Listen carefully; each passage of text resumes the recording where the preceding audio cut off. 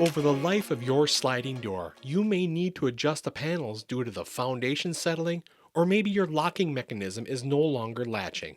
With a couple quick adjustments, your sliding door will be working smoothly again.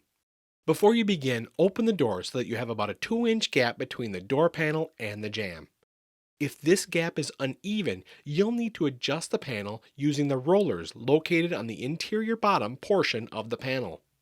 If the gap is wider at the bottom, you'll need to raise the roller on the right side of the panel and lower the left side roller.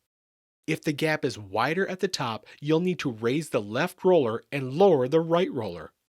Note that you may only have to adjust one roller to straighten the panel.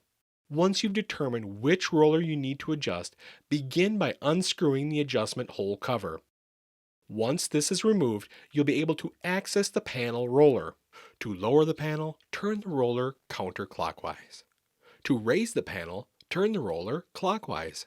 The roller will click into position as you make your adjustments. Note, if you are trying to raise the panel, you may need to lift the panel a little to take pressure off the roller. Once you've made your adjustment, check the opening gap to make sure it's even. After you've made the adjustment to the panel, you may have difficulty latching your panel closed.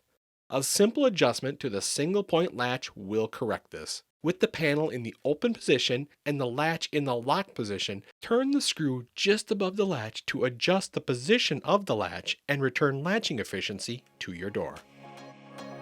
To learn more about this and other Kolbe products, please visit our website at kolbewindows.com.